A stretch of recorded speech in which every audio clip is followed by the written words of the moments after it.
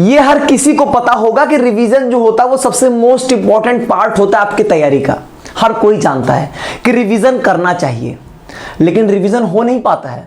हम जब रिवीजन करने जाते हैं तो मन नहीं लगता है, बहुत जल्दी थक जाते हैं, दिमाग जो होता है वो अलाउ नहीं करता, कहता क्यों टाइम वेस्ट कर रहे हो तुम यार, इसके पीछे तुम नया पढ़ो। या हम रिवीजन करने जाते हैं तो हमारे बहुत सारे बैकलॉग्स हो जाते हैं। रिवीजन करते हैं, जिस चैप्टर को हमने पता चला कि 8 घंटे में पढ़ा था उसका रिवीजन भी हम 8 घंटे में कर रहे हैं। टाइम मैनेजमेंट नहीं हो पाता रिवीजन में, बहुत तरीके की समस्याएं होती हैं। कहना आसान है कि रिवीजन करना चाहिए, प्रॉपर रिवीजन करना चाहिए, लेकिन आखिर कैसे, क्या वो तरीका होगा जिससे रिवीजन वाली जो चीजें वो इजी हो जाए। रिवीजन करना तो है, ये पता है, लेकिन आखिर कैसे। आज के इस वीडियो में आपसे इन्हीं सारे टॉपिक्स पे बातचीत करूंगा। सबसे पहली चीज जो सबसे बड़ी समस्या आती है, हर कोई आपको बताएगा रिवीजन करने के फायदे क्या हैं। मैं आपको रिवीजन करने के नुकसान बता देता हूं। जब भी आप कुछ रिवीजन करने जाओगे, निश्चित तौर पे आपका मन नहीं करेगा, आपका मन अलाउ नहीं करेगा कि आप रिवीजन करो। आप रिवीजन करने जाओगे तो ऐसा होगा कि आपको लगेगा कि यार हम टाइम वेस्ट कर रहे हैं, क्यों ही मैं रिवीजन के चक्कर में पड़ा हूं, इससे अच्छा मैं नया कंटेंट पढ़ लूं, मेरा कम से कम ये वाला चैप्टर तो तैयार हो जाएगा, ये तो मेरा पढ़ा हुआ है, इसको आज नहीं तो बाद में रिवाइज कर लेंगे। हम टालते बहुत जल्दी है रिवीजन को। अरे यार ये पढ़ा हुआ है ना, इसको संडे को रिवाइज कर लेंगे, संडे को भी नहीं रिवाइज करेंगे। अरे हम इस छुट्टी में रिवाइज कर लेंगे, उस छुट्टी में भी आप रिवाइज नहीं करो, अल्टीमेटली आपका रिवीजन होता नहीं है। हम रिवीजन करने जाएंगे तो थक बहुत जल्दी जाएंगे। यूजुअली नई चीजें आप पढ़ते हो सकता है कि आप उसको 2 घंटे पढ़ जाओ, लेकिन अगर आप रिवीजन पुरानी चीजों को करने जाओगे तो हो सकता है कि आप 30-40 मिनट बाद ही आपको लगेगा कि टाइम वेस्ट कर रहा हूं, क्यों ही कर रहा हूं, बहुत कुछ दिमाग में चलेगा। लेकिन यार ये तो मैं पढ़ा ही हूं, तो मुझे आता ही है, मैं इसको रिवीजन करने के पीछे क्यों भाग रहा हूं। ऐसे बहुत सारे थॉट्स और निगेटिव थॉट्स आपके मन में आएंगे जो रिवीजन करने से आपको रोकेंगे और आपको अलाउ नहीं करेंगे कि आप यहां पर रिवीजन करिए। ऐसे बहुत सारी समस्याएं आपके सामने आएंगी। तो पहली चीज, रिवीजन करने के ये नुकसान है कि आपके दिमाग में ढेर सारे निगेटिव थॉट्स यहां पर जरूर आएंगे, आते ही हैं, इसको आप रोक नहीं सकते हो।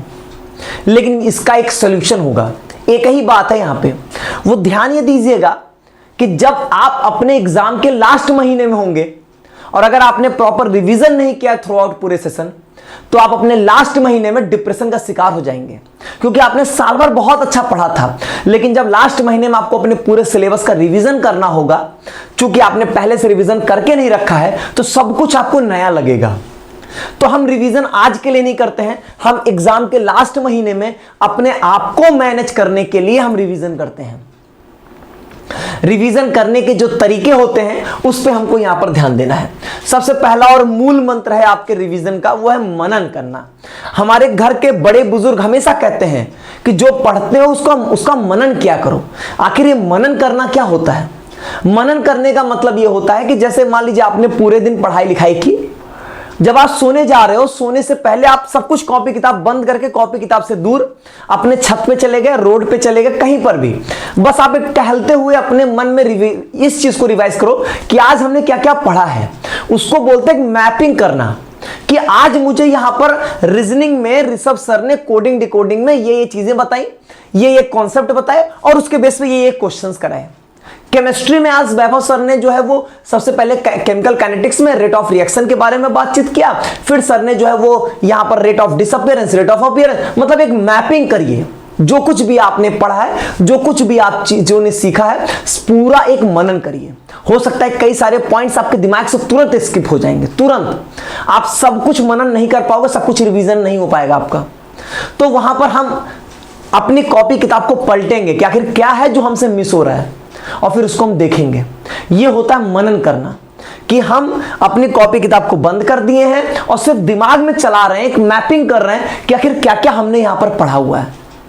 और यह आपके डेली रूटीन में होना चाहिए। हम सोने से पहले एक बार मनन जरूर करेंगे। हमने कोई चीज मान लीजिए 1 घंटे पढ़ी, तो हम 1 घंटे पढ़ने के बाद 2-3 मिनट मनन जरूर करेंगे। वो जो मनन आप कर रहे हो ना, वहां से आपको यह पता चल पाएगा कि आखिर कौन सी ऐसी चीजें हैं जो आपके दिमाग में छप गई और कौन सी ऐसी चीजें हैं जो आपके दिमाग में नहीं छपी हैं। उनको आपको दोबारा तिबारा देखना पड़ेगा ताकि वो चीजें आपके दिमाग में छप सके। तो सबसे पहली चीज मनन पे फोकस करेंगे। रिवीजन के कुछ बेसिक तरीके होते हैं।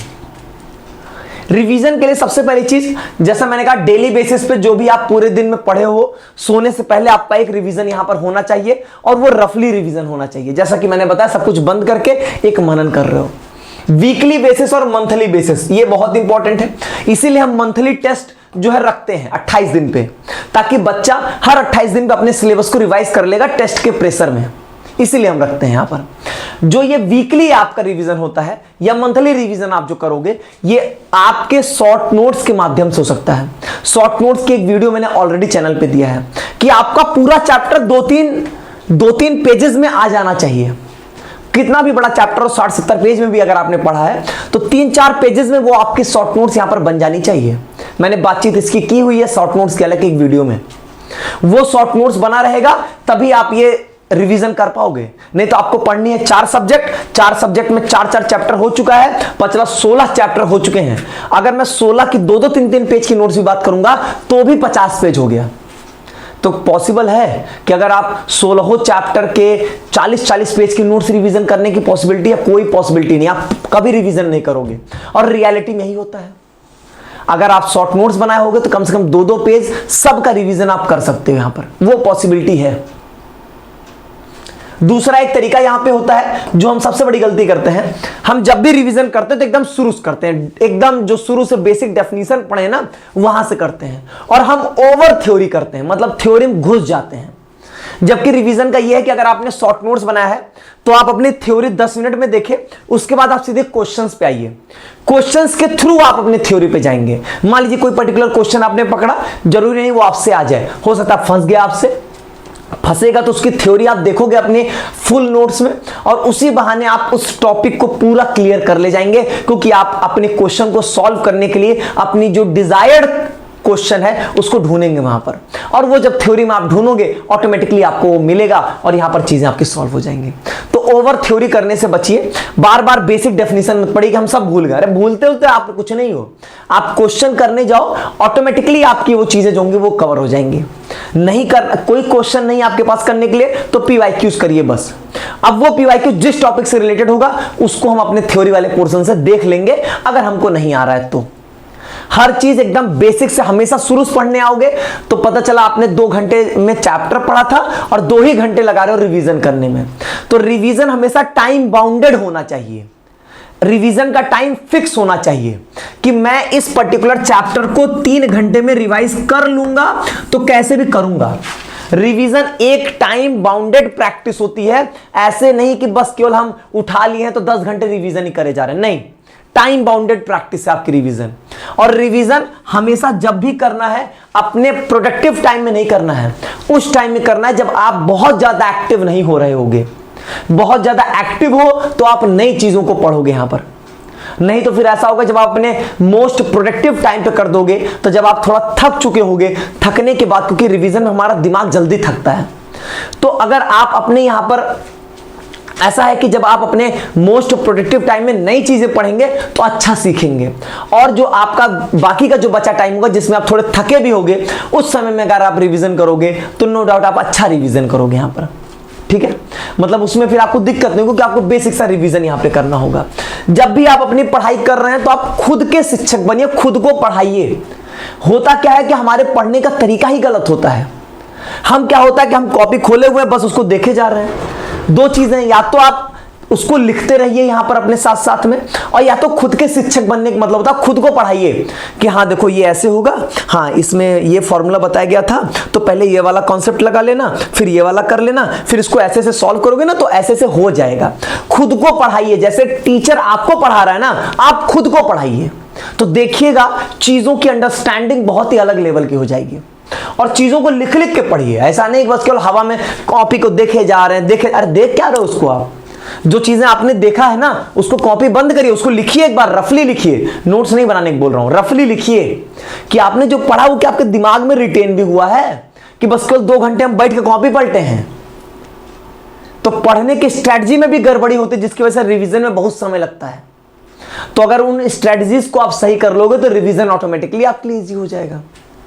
तो बहुत छोटी छोटी बातें जिन पर अगर आप ध्यान दोगे तो निश्चित तौर पे आप एक बेहतरीन रिवीजन यहां पर कर सकते हो। बाकी उम्मीद करता हूं कि आपको ज्यादा दिक्कतें नहीं आएंगी, जो भी दिक्कतें आएंगी आप लोग बताएंगे, उन सभी चीजों का सलूशन आपको जरूर मिलेगा। कैसा लगा आपको वीडियो, और क्या सच में आप इन सारी समस्याओं से आप जो है वो लगातार इन सारी समस्याओं को आप फेस कर रहे थे? अगर कर रहे थे तो कमेंट बॉक्स में जरूर बताइएगा। बाकी हम मिलेंगे अगले वीडियो में। बहुत बहुत धन्यवाद।